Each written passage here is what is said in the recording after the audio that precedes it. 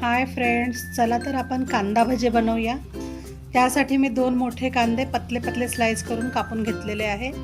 त्यामध्ये चवीनुसार मीठ टाकलेलं आहे आणि छान कुचकरून घेऊन एका साईडला आपण ते ठेवून देणार आहोत।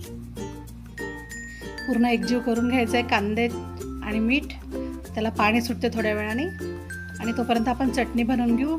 एक टमाटर घेतलं, 5-6 हिरव्या मिरच्या घेतलेल्या आहे, थोडा सांबार टाकलेला आहे।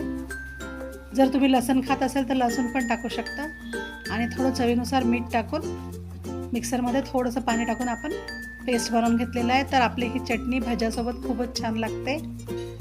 एका बाउलमध्ये काढून घेऊया आणि आता पकोडे बनवायला सुरुवात करूया।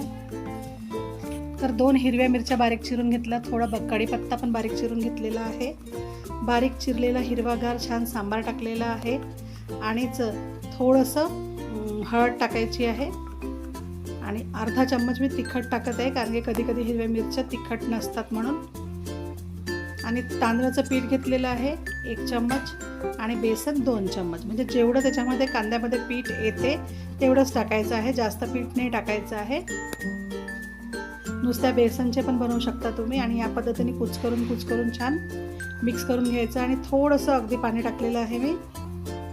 आणि आता त्याच्यामध्ये थोडं तेल टाकणार आहे, म्हणजे सोडा टाकायची गरज पडणार नाही। तेल टाकलं की तुम्ही सोडा पण टाकू शकता, छान खुसखुशीत होतात सोड्याने।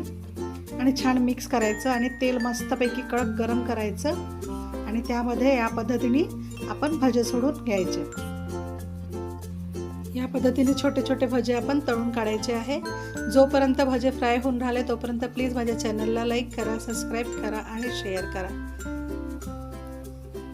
आणि बघा किती मस्त छान झालेले आहेत। या पद्धतीने आपण तळून घ्यायचे आहेत, अलटी पलटी करून छान कुरकुरीत असे तळून घ्यायचे आहेत। तर बघा आपले भजे किती छान तयार आहे, मस्तपैकी बाहेर पाऊस येऊन राहिलेला आहे। तर गरमागरम भजे हे आपले तयार आहे, तुम्ही पण बनवून बघा। आणि चटणी आणि गरम गरम भजे खूपच टेस्टी लागतात, तर या पद्धतीने तुम्ही पण ट्राय करा। तयार आहे आपले गरमागरम कांदा भजी आणि चटणी। थँक्यू।